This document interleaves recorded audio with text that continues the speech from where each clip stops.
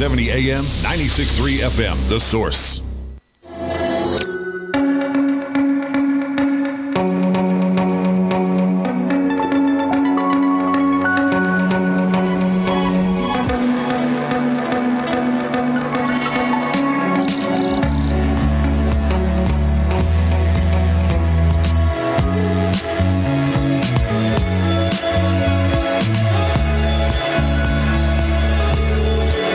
All right, 5 minutes after 11 o'clock. Thank you for tuning in. If I tell you that I think we have people in prison who shouldn't be in prison, or I tell you that I think we have people getting sentences that seem unreasonably long, it's a hot topic. I say it to you that way because I think some of you will argue against what I said.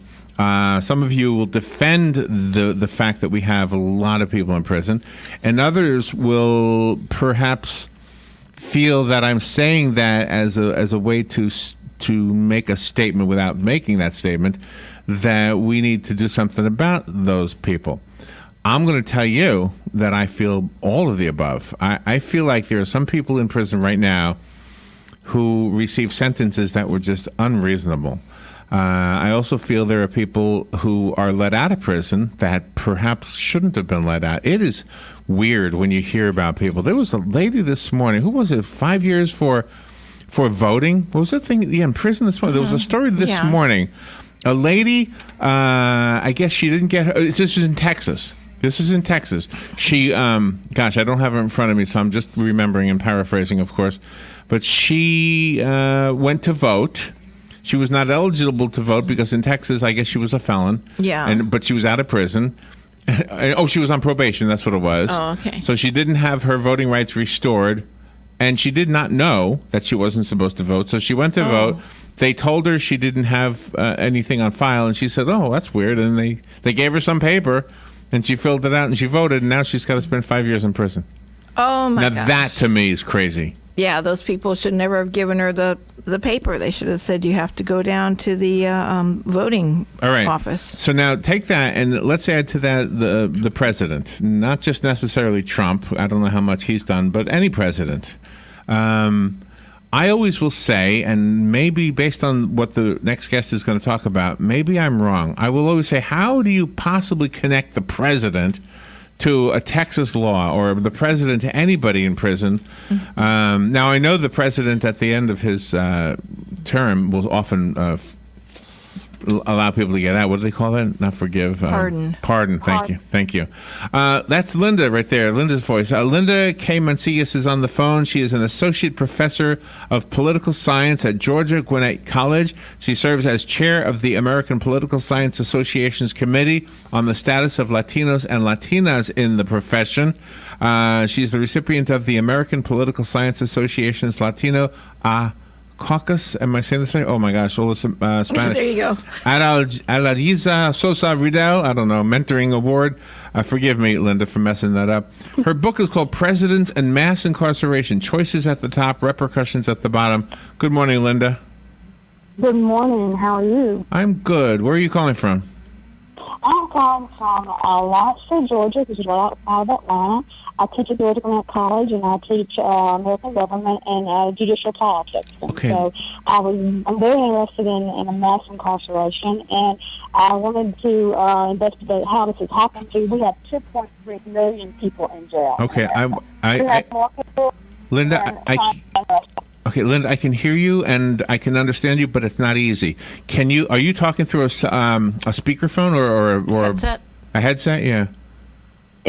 No, I'm talking just through my phone. That sounds better. Whatever you just did made it better. Okay. Well, thank you for being on our show. Do you personally? I don't mean to ask a personal question, but do you personally have somebody in prison right now? I do not, but what I do have, I am very concerned about Hispanics in prison, and so I am a Latina, and so this is a issue that's very dear to me because there's so many Hispanics in jail right now. Yes. Okay. Are they in jail for? See, it's hard to have any conversation about this because everything is across the board, and I think each individual prisoner has his or her own story. Yes. Well, what I'm most concerned about is the drug offenses, the non-violent drug offenses that have put so many people in jail. And the way I look at it is what have presidents done, okay? And from Johnson to Trump, presidents have had their initiatives, the war on crime, war on drugs, war on gangs, that have just filled our prisons with low violent offenders. And this is what I looked at in my book, and I actually looked at what presidents have done, and the only president, let me just put this in here, was Jimmy Carter, who did not increase the incarceration rate. Jimmy Carter actually lowered the incarceration rate. He was a visionary in terms of what we were doing to our society. So, yes, so he was the only one that lowered the incarceration rate. Well, let me ask you this, though. Didn't the Just Say No program and the new program that Mr. Trump put in place to fight the opioid addictions, aren't those two programs efforts to try to do something about the problem? Oh yeah, we have efforts all along the way that have tried to say let's look at this prison reform. Right now, we have a governor in Georgia, Governor Deal, who's trying to look at criminal justice reform. Politicians are finally saying this is costing us billions of dollars. Let's try to do it a different way. But I'm telling you, it is a hard nut to crack. No politician wants to be seen as soft on crime. No politician wants that label. All right. So it's hard to get politicians to address this situation. I don't want to be cynical, but I have to ask this question. Is money the reason? Or do we make money, do prisons and therefore the state make money by having prisoners? Is it a business? Well, if you heard the term the prison industrial complex, this is not so much government making money, but private corporations making money who now run prisons, right? So we have private corporations that their whole business is incarceration. They're paid on the daily census of the prison population. So they're encouraging people to be incarcerated. And so it's no simple answer to this, okay? It's our legislators doing these tough laws, and then it's this prison industrial complex making money off of incarceration. So, but the people know that they're breaking the majority of the people know that they're breaking the law in the first place, and they could end up in jail. So why do they even want to break the law? How come they don't want to be a law-abiding citizen? Well, my book, and I don't really address the theories behind crime. Okay, what I'm trying to address is what the government has done in terms of putting a lot of people in jail, 2.3 million people in jail for low-level offenses, and it's mostly drug offenses. Okay, this is a social problem. This is a social problem.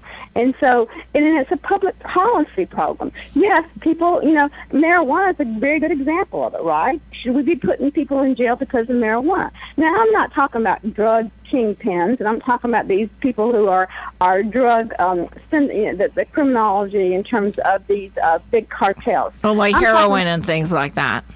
Yeah, I'm talking about low-level offenders here, right? People who for example, Bill Clinton, he had 3 strikes and you're out.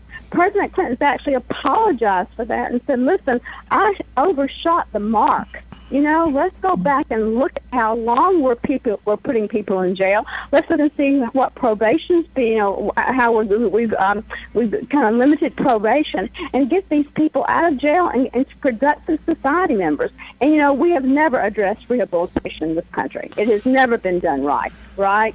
And so it is a complex problem that really needs to be solved on every level of government, state, local, and federal. Right now, we have over 1 million state prisons.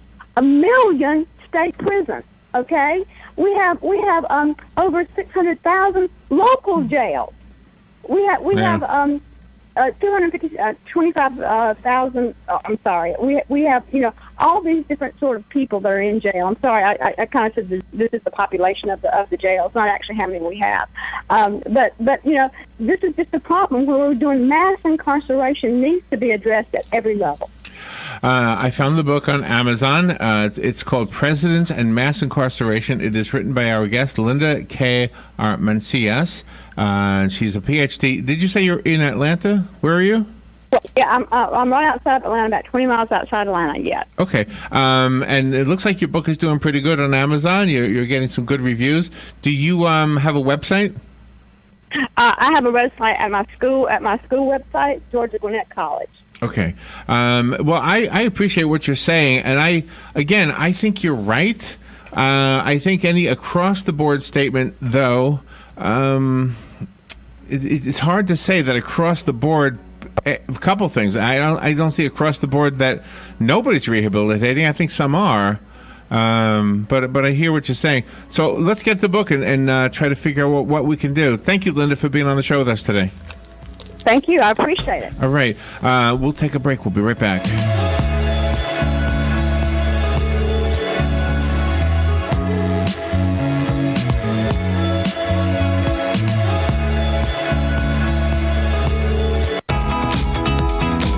Direct Connect to UCF, where students who attend the College of Central Florida and graduate with an AA or articulated AS degree are guaranteed admission to the University of Central Florida. Success coaches are ready and waiting to assist you in designing an educational plan that is right for you in any of their locations across Central Florida. Remember, connecting is easy and guaranteed. Find out more at directconnecttoUCF.com. Hey, this is Matt Wilkerson from Verizon. You work all day, right? So why would you want to spend your night out shopping for that new phone? Well, Marion County, let me and Verizon help you out. I can deliver to your home or office, saving you precious time. Phone, tablets, internet, home phone.